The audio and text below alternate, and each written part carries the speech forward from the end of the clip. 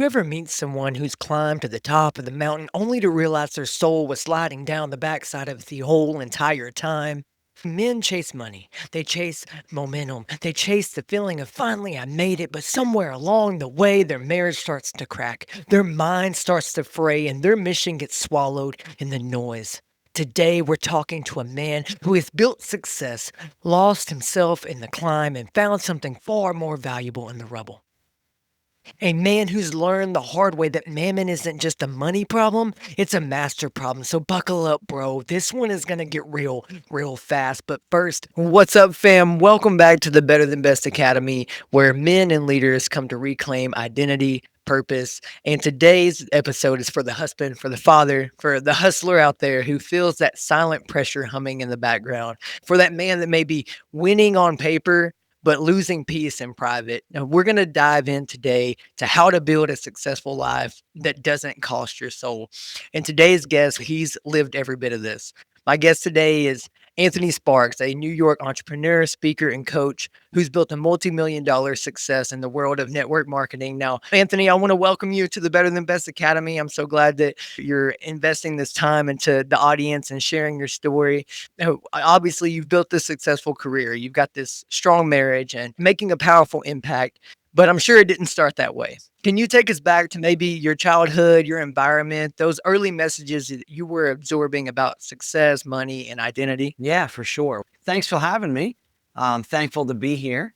I'm looking forward to chatting. Hopefully some stuff I say can help save you some time, maybe give you some lessons and some wisdom that you don't have to go through the same kind of struggles. But yeah, I'll give you my story, my background. I'm 37. So I was one of the last generations to grow up pre-social media. So I was graduating high school. Instagram wasn't invented until 2008. I graduated in 06. So growing up, my family was super dysfunctional. I really think everybody did the best they could, but I come from a long lines of just challenges and generational curses, as some people say. But my dad had a lot of challenges, got addicted to drugs, painkillers. He was a womanizer, just really couldn't get his stuff straight. His mom, my grandma, had a lot of personal challenges. She had my dad when she was 15. So it just was pretty crazy for their lives growing up. And I think that every generation did better. But growing up, I was working full time. By the time I was 15. My mom was a single mom for most of that time, and no one had any money, so I worked. And I started some different business type things, but I worked full time from the time I was in ninth grade.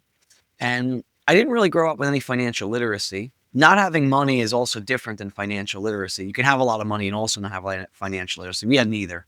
So I was working full time, and I went to Europe twice, and I paid my own bills. I helped my mom pay her bills, But graduating high school, I knew a few things. I was blessed with an aptitude, so I did really well in school. But graduating high school, I was working 60 hours a week.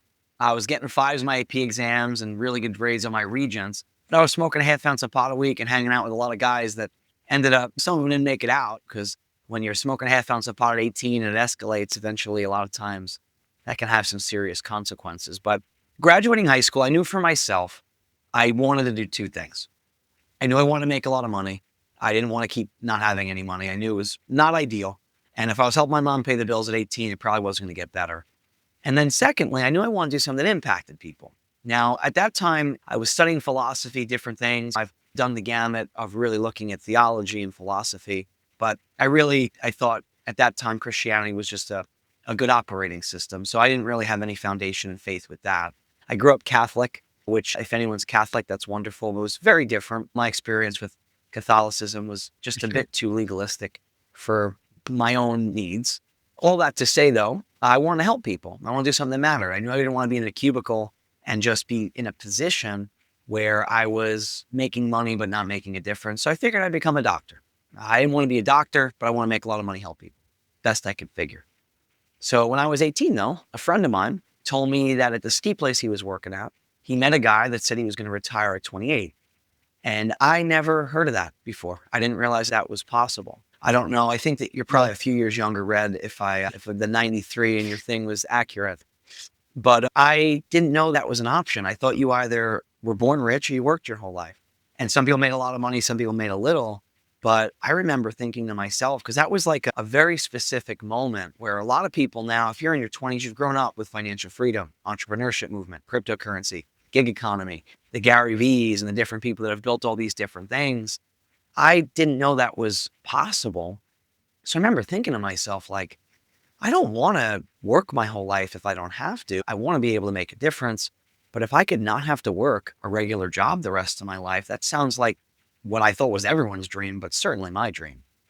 So I asked my friend and I said, I need to meet that guy. And he said what most people say, which typically people, they're praying for opportunities, they're asking for things, but they expect it to be like a burning bush, specifically telling them what to do rather than it be through a connection or maybe happenstance or a person. But I said, I need to meet this guy. And he's, oh, what if it's a pyramid or a scam or he's going to get you and it's not legitimate? And I said, maybe it's not. But what if it is? Because if it's not legitimate, my family are criminals. I'll figure it out. Honestly, it's more dangerous for them probably than me. But I said, what if it's for real? Because if this guy does have that kind of an outcome, if he has that kind of a life, and I could learn how to not have to work in a traditional sense my whole life and not go to 12 years of school for medical school and everything, for me, that sounded ideal. So I got to know him and his family, and they had amazing family values. And he was able to drive his son to private school every day. And it was, I only knew people that either had money or they had time. I didn't know people that had the kind of flexibility that owning certain kinds of businesses could offer. And I said, that's what I want. For me, stuff is great and making money is great. And you need money. And I think money is made to support your relationships and to be able to support making a difference. But he had the more important thing, which was time with his son, time with his family, time to do the things that he wanted to do. So I said, this is what I want. And I worked really hard to earn their trust. And I worked really hard in a business that 99+% of people don't succeed in. But for me, I figured most people don't succeed. That's okay. I'm not most people. And the worst thing that happens is I learn. If it doesn't work, I'll pivot. But I worked really hard at it. And it allowed me to leave my full-time job at 25. My wife left her full-time job at 29. And we've created what the network marketing people and the regulation like to call very atypical success. Most people don't create that kind of success. But I personally believe it was coupled from decades of hard work. I've been doing this about 20 years now, more than half my life, as well as having amazing mentorship and guidance and principles and systems. So that's a little bit of an overview. I've had a lot of challenges with marriage through the years. I got together with my wife at 20. We've been together 17 years, married for 13. I got 4 kids. I got 7.5-year-old twins, a 3.5-year-old girl, and a 2-month-old girl. I've done a bunch of charity work, wrote a book, and started a coaching brand. And I love my life, and I'm really thankful for it. But anything you want to dig into, Red, I'm I happy love to that. share however I I can. love that despite what you came up in, the hardships that you came up in, you found a way out of it. And one thing that was really interesting to me is someone who's been in that little bit of the network marketing space to a degree at some point. I've seen, like you mentioned, the atypical success doesn't always happen, but it does happen occasionally. Mhm. And I'm curious from your perspective, what do you think it Right. was that made you different from the 90% of other people that did this? I think that especially with Instagram and social media, and what I like to talk about is this survivorship bias that people don't realize is you hear a lot of people, they talk about, you quit school, you drop everything, and that's how you become successful. But that disregards the 999 people out of Right. 1,000 that do that and don't succeed. Because you're only looking at the person that did it. So for me, I feel that oftentimes we don't realize how hard anything is. Red's got a podcast. It's a great vision to be Joe Rogan, Yeah. but getting there is a lot different than Yeah. it is to just hope for it. And network marketing has a 99+% failure rate where you're not going to monetize. And a lot of people will say that's such low odds. But if we look at general business, out of all businesses that go into business in a 10-year time frame, 90% go out of business. Most people that set year goals and they set New Year's resolutions don't complete them past a few weeks. I think it's 55 or 60% of marriages fail. So just because a majority of people don't succeed at anything, first of all, I don't think that's a really good reason to not do something if you feel it's something you want to do and you're willing to do the work and be passionate about it. But the 2 main variables, like I mentioned, that I believe put us in this position is number one, I worked really hard at this. And I didn't let short-term failures or when it got boring stop me from doing it. Now, there was lots of questions, lots of dark moments, lots of what the hell am I doing? Why am I doing this kind of stuff, which I think we all experience when we have a vision or we have a goal. But I studied my ass off, or my butt off, I should probably say, studied my butt off. I took the kind of commitment I was going to use for medical school and I applied it to the types of things that you needed in this type of business, which is around communication, networking, human psychology, teamwork, leadership dynamics. And I read about a book a week for 10 plus years of my life. I find most people, they don't study like that.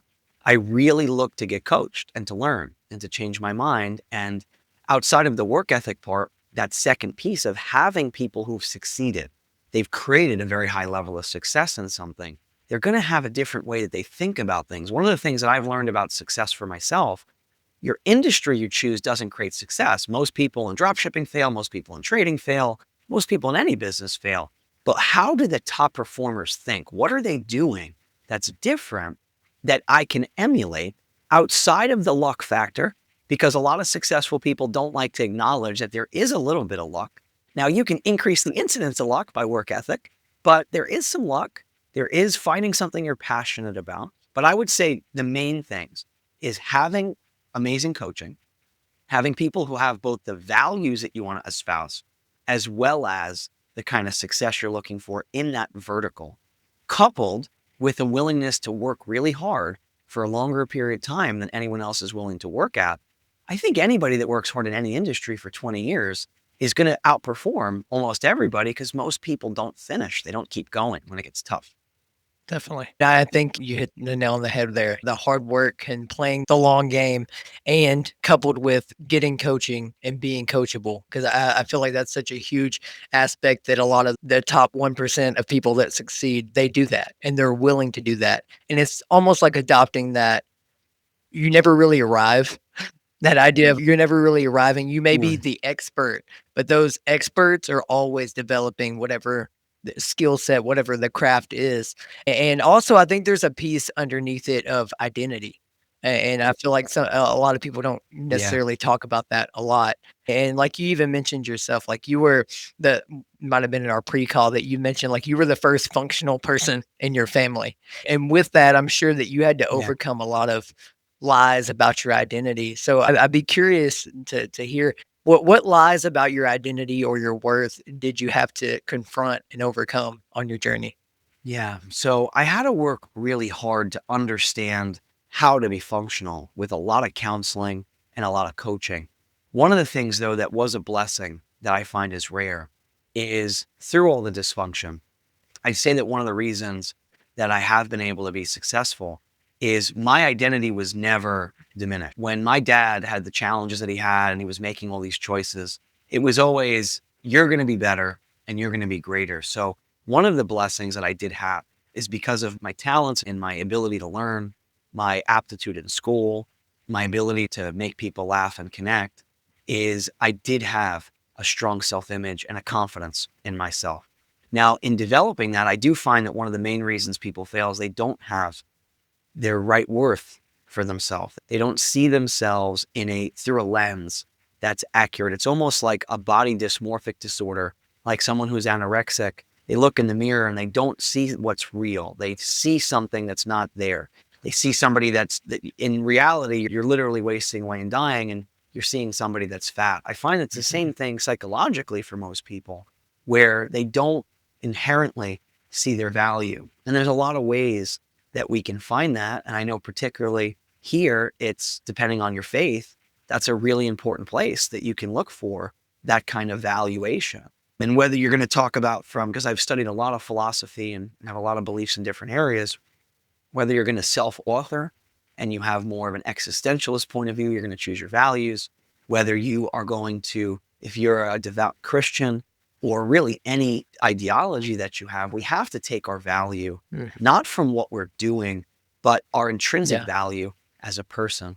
And I think because people, they fail at things, they've made mistakes, it rather than it's I did something wrong, it makes it there's something wrong with me.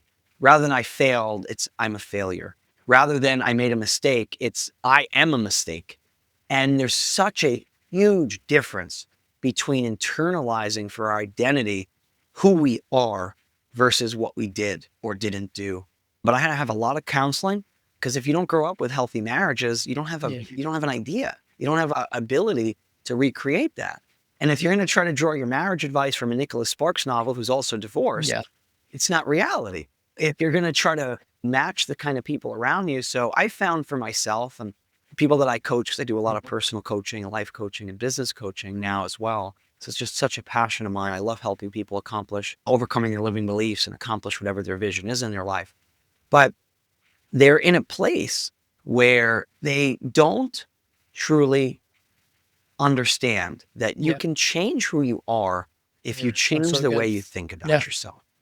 That's so true. No, that's so true, and I agree. That's a lot of the work I do as a coach as well. I like it. And even if you look at it from a biblical point of view, what you think about, you bring Right. about.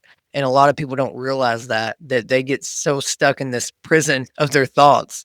And Yeah. that even comes back to whatever ideology or religion you may fall Yeah. into is so how you practice is based off of how you believe. And if you think and Right. believe a certain way, that's going to be how you Right. show up in the world. And I feel like a lot of people don't realize that.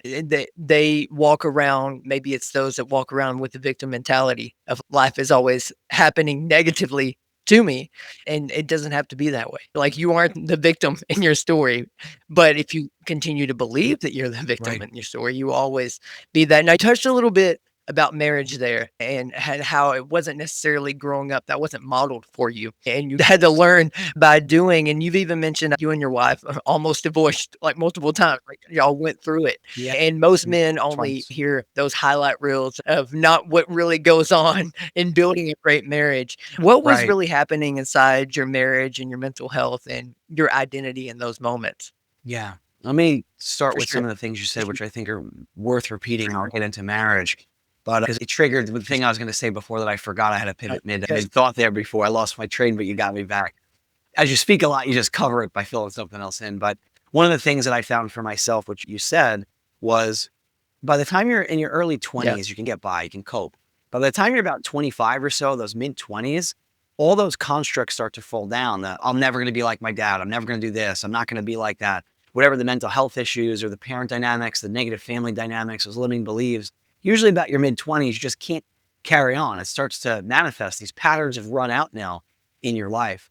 And playing the victim, I find, is one of the worst things that Yeah. so many people do, because you're basically simultaneously the Yeah. prisoner and the jailer. And you're the one that put yourself in your own prison. We Mhm. don't see the world as it is. Yeah. We see the world as we are. And if we're going to say white people are blank, black people are blank, I am this, women are that, Christians are this, then we're going to project and we're going to get back the information that we expected. A lot of people don't look at these biases, these prejudices, or limiting beliefs, because it's all the same thing. Very often people be like, I'm not racist or sexist, but you use the same faulty thinking Mm. against yourself, against success, against money. It's the same faulty kind of thinking that we're doing. We're Yeah. projecting based on our belief. But so by the time we were in our mid 20s, I didn't have good marriages modeled for me. And I was a workaholic, first of all. So I got to the point where our marriage wasn't where it needed to be. My wife had a lot of codependent tendencies, which we didn't even know what that was at the time. I'm hyper individualistic from my own traumas. So that combination was not doing well in our relationship, because someone who's codependent is trying to make the other person happy. They're trying to manage their emotions. They're trying to manage what they do. I'm all the way on the opposite end, where I'm hyper individualistic because of my traumas. So they did not mix well. But our relationship wasn't where it needed to be. And we just, it's fine. It's fine. Do a little bit of surface level coaching. Everything's great. Kind of look good. But underneath, and it wasn't even like intentionally lying, it was not being willing to look at it and be honest with ourselves.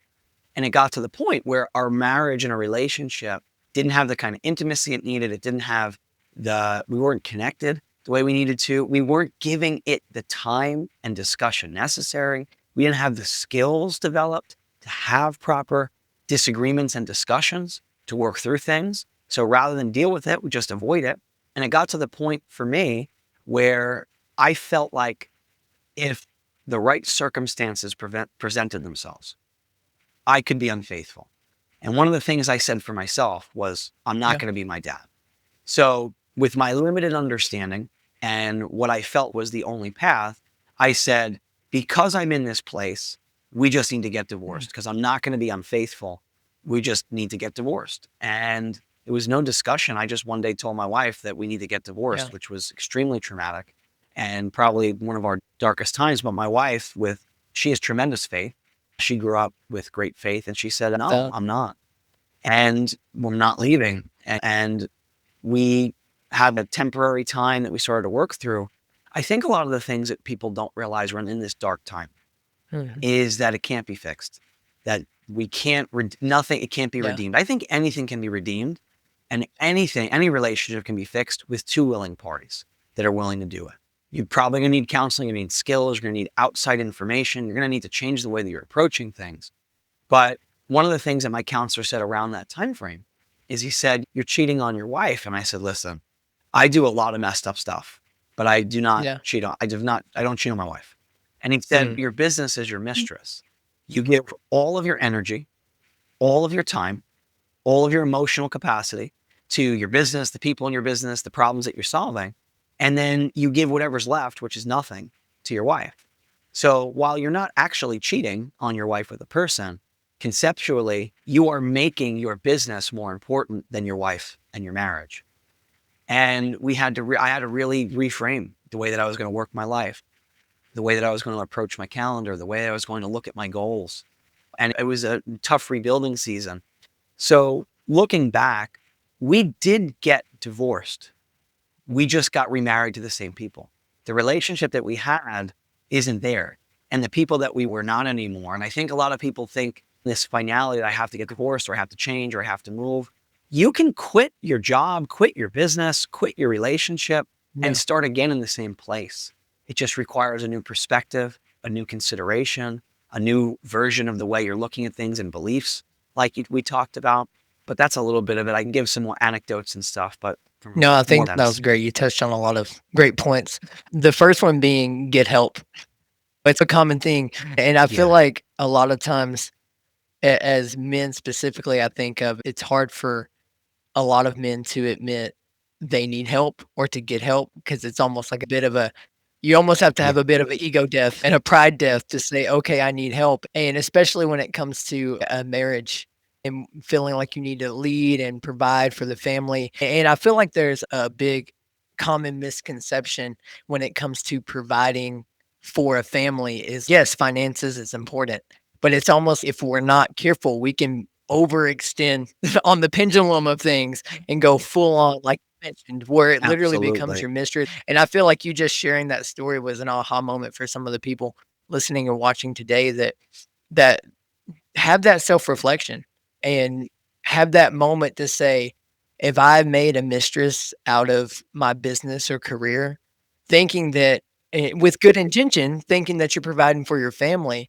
but providing for your family, yes, is Right. partially finances, but it's also emotionally, it's spiritually, it's a presence. And that's Absolutely. one thing that I've always been convicted on as I raise my family is yes, it's very important to provide and bring in the finances, but never let the emotion or the spiritual or the presence of me being there for them take a back seat to that. Like obviously there's moments that you need to run and take care of business, but always remembering that knowing where the priorities lie. Yeah, I think that's a huge concept Yeah. that you're touching on there. It's also the idea of being willing to be vulnerable is a huge aspect. I think with men, it's very easy to like you sharing that story to me, to a bunch of strangers. Not a lot of men would be willing to No. share that. And I think that there's such a power when we step into both the good of our life and the struggle of our life and just being Yeah. obviously you don't want to share that Yep. with a complete stranger that's not going to understand and hold the space for you to process that. But with this idea of finances, you've mentioned that success is just a game. And I'd be curious kind of what you meant by that when you said that. Yeah. Yeah. On the concept of ego, there's nothing sadder than watching someone, particularly a man, because For we're sure. also talking to that audience here, but a Yeah. father or husband crash their family into the Mm. rocks because of their pride, because they're not willing to be honest.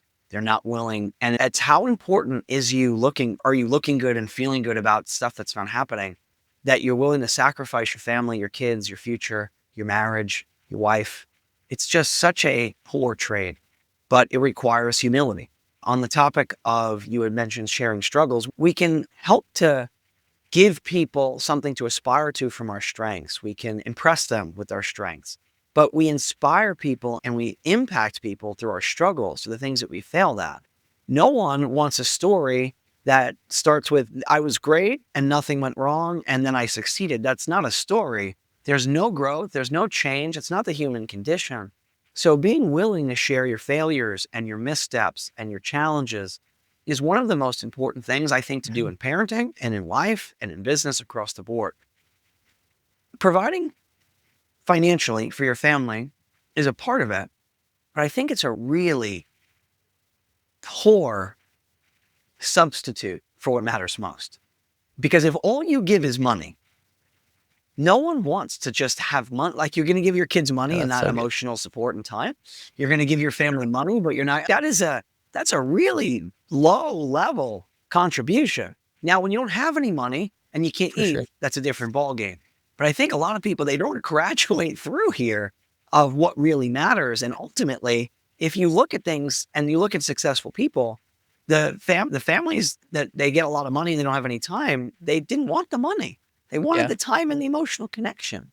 So money is just like learning to play the tuba. You can get really good at it by practicing, but at the end of the day, you have to keep it in the place that it is. Now, making money is a lot more impactful for your life and a lot more high value skill per se than playing the tuba, but there is no difference between playing an instrument or learning to make money. Finances have rules, like every game. And you can learn the strategies, you can learn the rules. There are certain things in any business, anything you do. It's why, even though my main income and my main experience has been in the network marketing space, I can help coach in business and life across the board because those principles are universal. It's the same type of things that create success in any type of a business financially. But we have to be careful to not get confused with the points on the board versus the things that matter most in life. Because at the end of the day, if you're making $1 million, you have a big 6-figure income and you're worth millions of dollars, but you don't have deep, intimate, real relationships and friendships. You don't have peace of mind. You don't respect and admire the person. You look in the mirror. Your kids, you don't have a relationship. You don't leave any emotional margin because you're working so hard and you're doing so much that you come home exhausted. A lot of men I see, they come home and they think that just being there is enough. Or if you're not present, if you're not having enough energy and emotional capacity. Now, I'm preaching to the choir. Millennial dads are statistically the most present dads in the world of all generations so far. So big ups for the millennial dads, but we have to leave margin for the things that matter most. And money has diminishing returns. Yeah, so if you're barely making it and you can't do the things you want to do, some extra money would change your life. But the graph goes, there's a big difference in your life in the beginning. And then the more money you make, it stays the same. And then actually your quality of life goes down because the amount of stress and pressure of managing all of it. So making more and more money and more success, getting tyrannized by this more in our goals doesn't actually serve anyone, in my opinion. From Christian theology, it talks about idolatry, it talks about money not being your master. There's so many different things, if we're going to look at it from a biblical point of view, that warn against this. And I think a lot of people fail to recognize the wisdom in a lot of these things, or they know it, or they go to church, or they do this, but they don't live it. And they don't actually use it to change themselves in their life. So good. And even as you talk about this, and you touched on it a little bit in the beginning, how there's a difference in having money and having financial literacy. And I'm curious, in your opinion, with the work that you've done, where do you think that most men misunderstand financial literacy? Most people don't understand that money is supposed to be a tool that creates more money. Money is not primarily to be used for purchasing things. It's to be used as a tool. And when we look at money as a tool, we need to be very good stewards of making sure that the money we're making, we're using it to create more money in our future. But if we're going into credit card debt to make purchases, we are paying for liabilities. If we are not going to do the work to organize our finances and be careful of what money do I actually have And what money do I not have? And have the humility and the honesty to say, I can't afford that. There was a very long period in my life that I drove an old hoopty. I had an old Yukon. I had 3 of them. And I was making a lot of money, That's but good. I wanted to build wealth. I wasn't looking to impress the people that were around me. I lived in a house where my mortgage payment for a time, I think my total mortgage payment, now I had a rental income to help my mom move in. I subsidized her, but between that rent and my brother, I think my mortgage payment was probably less than 5% of my monthly income. But I didn't just jump to get a new house. I made smart choices to put myself in a position to have more freedom. Because if we use our money to make money and we develop assets and we do it properly, what the most valuable thing we gain isn't a nice car or a nice watch, although those are nice trophies. It's our time back. And if we're trading our time for money as our primary way we're making money, it's not that there's no job I think that's beneath anybody, but to pretend like that is our ideal, trading the most valuable thing we have, our time, for something infinitely less valuable, money. My ultimate goal has always been that my money makes me money, and I use my time to live my life and do things that matter. Some of those things may create incomes, we're adding value, some of them may not. But financial literacy is the management Sure. of the money you're making. Earning income is a separate skill. Some people are really good at earning, but they're terrible at managing. Some people don't earn a lot, but they're great at managing, and they ultimately always become more wealthy. Now, doing both, it's going to accelerate the Definitely. process. Definitely. And I think this is great. And you've coached and helped a ton of people on this. So I'm curious, what are like the biggest Yeah. money habits that have transformed people's lives that you've seen? Yeah. First is tracking. Most people don't realize they're wasting about $500 to $1,000 a month, Yeah. usually on takeout. Most of it. And when we could take a basic compound interest calculator. Let's say someone on here, they're 30, and let's give it in the middle, right? Let's just take $500 on a monthly basis that we were to put into a safe investment, an index fund, an ETF, whatever. Now, I'm not giving financial Right. advice, you get sued for that. But if you took $500 a month for 35 years, which I can almost guarantee anybody, if they actually manage their budget or got honest about their earning potential, worked on their self-image and increased their earning, because they get valuable skills that you can market. You're not stuck in wherever you are. You might have limiting factors, a sick family member. Maybe you're not as quick as learning. Maybe you don't make as much money per hour, but we can always become more valuable in the marketplace. What a lot of people fail to recognize is the more value you add to the marketplace, the more money that you're inevitably going to be paid. But if we're spending all our time doing entertainment type things like playing video games or hanging out or focusing on sports, there's nothing wrong with those Right. things, particularly if they're a passion. But if we don't have enough margin in our life to serve our family, to work our job, we need to take that money, or that time rather, to create higher income skills. That's about $2 million that you'd have. $500 a month. If you invested on 10% return, that's a retirement fund. So the biggest thing is people need to track what they do on a daily basis. Most people don't understand that money isn't managed logically, it's managed emotionally. And unfortunately, usually, depending on our financial situation, how many bad choices we've made in the past with our debt structure or credit card debt or whatever it may be, unforeseen circumstance we couldn't control, whether it be medical or school changes, whatever. But the money is going to probably have to come from the stuff that you want to do. The YOLO, the eating out at dinner, the takeout, some of these different things. And if we don't have enough margin, we can't not pay our rent. We can't not service the bad decisions we've made. But it only takes for most people a few years to work to get out of debt. Because step one is not Yeah. wasting the money that you're making and tracking it. Step two is not having to pay basically mafia rates on your credit card, 32% interest, where when you look at how much money, a lot of people I talk to, they're working a week of every month just to service the interest on their debt. So every month, a quarter of their time, you're just spending it to pay for the credit card company and the student loans and the mortgage and the bank, all this. You're basically working as an indentured servant to not even pay for anything, just to pay for their profit of the interest. So we have to get a handle on the way that we're spending our money. We do have to sometimes find ways to increase that income in the house, because it's a mathematical equation. It's how much is coming in, how much is going out. If the amount coming in is not enough, no amount of budgeting is going to fix it. If the amount coming in is enough, we're wasting it. We have to work on the output. But when we use those two variables, It might take a few years. You might have to not go on the trip, not buy those gifts, not do some stuff. But the benefits of getting yourself to being debt free and then be able to use your money to make money and put yourself in a position, you could buy 10, 15, 20 years off the end of your life of having to work a full-time gig, specifically if you're willing to be financially conservative with the way that you live. So those would be a few things that would be the things, but very often it's accountability. Somebody needs somebody to help them do the thing they Mhm. know they need to do. Yeah, that's huge, and it's even I've heard it said before, you gotta live like no one else to live like no one else. I'm sure you've heard that one before, and I Yeah. think it's huge, but like you said, like that accountability. And again, you've gotta admit your weak areas and then swallow the pride and get the help, actually follow through. Yes. And as you say these things, I like to picture the people that may be watching and hearing this at home. And I'd be curious, speak to that man who's listening, or maybe they're in the truck or their gym or maybe on lunch break. And for them, the season they're in, they just feel like money is crushing them. What would you want that Yeah. person to hear today? So the first thing is it's a really tough pill to swallow. But if we don't swallow this pill, then we are always going to be in a prison of our own making, which is that I'm responsible for this situation.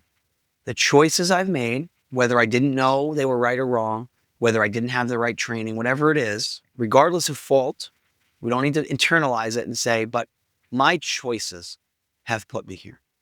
And it sounds almost a little rough, but the only way that we can change our future is if we take responsibility for where we are. And that's the state of our marriage, it's the state of our finances, the state of anything. Now, the other end of it is that there's always hope. It's never too late.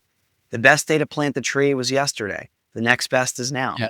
or 10 years ago, depending on the version of it that you hear. But step one is saying, okay, I'm in this position because of the decisions I've made, the career choices, the financial choices, the ignorance I might have had, but I now have a chance to change this from here. And everybody overestimates what they can accomplish in 30 days, but they massively underestimate what can get accomplished in 5, 6, 10 years. So it starts with the small daily choices, and it starts to say, okay, I'm going to take a step. I'm going to put together a budget and I'm going to write it out. I'm going to look at my debt. A lot of people manage their money where it's so bad I don't want to look at it. That's like being a diabetic and being like, I don't want to check my sugars because they're bad. It's not going to go well. So maybe you start, you write it out. You got to have a conversation, get on the same page if you're in a marriage for what is this family's goals here? Where are we trying to go? Getting a game plan. Coaching can help with that. That's one of my passions, is getting coaching around that. And that can be whether it's starting a business, it'd be installing habits, or it really specifically about finances. But we have to get a plan in place, but we need to have why we're doing it. Because if we don't know why we're doing it, when you're hungry, you're just going to buy the food out. You need to know, what's the goal? What am I trying to accomplish? Where am I trying to go here? But I'm responsible. I can change it. I need to take a step today. Listen to this podcast is a step, and you should be proud that you're listening, because you could be listening to Yep. music, you could be hanging out, you could be watching a Netflix show, but you're listening and you're trying to learn. You're the kind of people that do change their life. So good. So good. And I agree. And now I'm curious to hear a little bit more about you. Like you've built this wealth, you've built the businesses, and you made the impact. But what's the legacy you want your kids to see when they watch your life? So I want my ultimate goal. So we've created a substantial income from the network marketing end. I am diligently investing and looking to build a total financial freedom where just the interest from that would overshadow any type of business income that's a little bit more active. I have some different companies we're starting, but ultimately, the money's the game, right? So ultimately, my vision is that my wife and I, when our 4 kids are grown, that my 4 kids, as they're adults and they get married, they want to, whatever, they have kids, that they want to be home for the Yeah. holidays, that they want to be near us and be together with us, that we have real relationships, that they're doing the things that they're passionate about, that they're making a difference in the way that they're uniquely suited to, that they're making whatever it is, the money that they need for their life. But my vision and what we're looking to do is to, number one, be able to build that family dynamic and put our kids in the best position, not by giving them money, because I don't think that really helps, by giving them the character and the relationships and the support and the confidence in themselves for being unique to be able to be in that position where they can thrive and do whatever it is that they want to do, and also want to be part of that family unit. On the business end, it's everything I do is now needs to be something I like and I'm passionate about, and that's making a difference for people's lives. It's why I still do the network marketing stuff, because there's a lot of things that you can do as you create success in your life, but it makes such a big difference for the right kind of person. Even with the stigma and the people hate it, we've helped a lot of people become very successful with it. We've become very successful with it. We've helped people organizationally with just coaching outside the network marketing construct.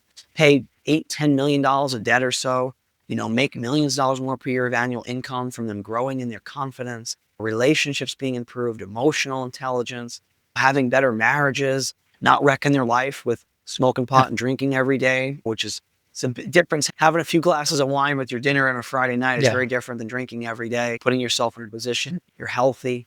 So my legacy and my impact is, I think that one of the only things that is worth doing is whatever the vertical or wherever you're doing it is to help to alleviate human suffering, make things better for other people, give people hope, give people tools to be able to fix their life, be able to help people take their own personal power back and not be a victim to circumstance or politics or whatever it is that they're going to do, their socioeconomic situation. That no matter where you are and whether you succeed or you fail at the direction you go, it's about the person you become. You're doing things and trying things and learning things and attempting things. And it doesn't matter what happens. It matters who you It's become. awesome. I love that, man. Now, as we kinda start landing the plane here, I've enjoyed the conversation. It's Yeah, been great. I know that the people and watching, they're gonna same. glean for this conversation, and I always, before we sign off, I love to give my guests the opportunity. If someone's watching this, hearing this, and they wanna connect with Anthony Spark, how can they do that? A few ways. First off, I give my personal cell phone, and I have for a long That's time. I awesome. put it in my book that I wrote a few years ago. And reality is most Mm, people don't reach out. Obviously, people that build companies is up, they're busy, but I'm never too busy to answer a text message. I'm not Elon Musk here. And quite honestly, I have a lady that I coach and mentor who's worth hundreds of millions of dollars, and she does network marketing just mhm. strictly out of passion, obviously. But she says that the people that she works with that are billionaires always get back to her by end of day, and the people that are struggling never seem to have time to get back. So in general, but you text me. Most people won't. I challenge you to. I'd love to hear from you. Love to answer a question. My personal cell is 631-327-2241. Now, not everyone's going to text. You can go on my website. I started a website for this coaching company I've started. It's bespoke. It's small. It's just me. I'm doing it mostly out of passion. Obviously, hey, making some extra money is great, but the biggest thing is, do I fit as someone that can really help you? Do the needs you have really make sense? You book a call with me. It's sparkachangecoaching.com. You want to follow me on Instagram or have all my VA, Muella, who's wonderful. She's building all that stuff out for there. But my personal Instagram is a spark is born with underscores for the spaces. You want to email me. It's Anthony at Spark of Change Coaching. So however you want to connect, you want to get on an email chain, you want to listen to videos, you want to chat personally, but I'm happy to help however I It's can. That's awesome. why I do I these. love it. Again, thanks, Anthony, for having you today. It's been great. Go connect with Anthony. I'll be sure to get all this information so it is in the description so people aren't gonna stop. But I Love it. like to share it audibly if someone is driving and they can just think of Yeah. it that way. But yeah, it'll be in the description, the show notes, wherever you're watching, listening. So definitely connect with Anthony there. All right, before we wrap up, men, hear me. Money is a tool, a test, a thermostat of the heart, but it's a terrible master. You were not created to chase paper. You were created to steward your purpose, to lead your home, to love your wife, to raise warriors, to walk with God in the cool of the day. Do not let fear pretend to be wisdom. Don't let mammon pretend to be provision. And do not let a culture convince you that hustle is holiness. Your father owns a cattle on 1,000 hills. He is not short on supply. He is not late on timing. He is not withholding what you're ready to steward. Choose your king. Choose your story, choose your soul, and the rest will follow.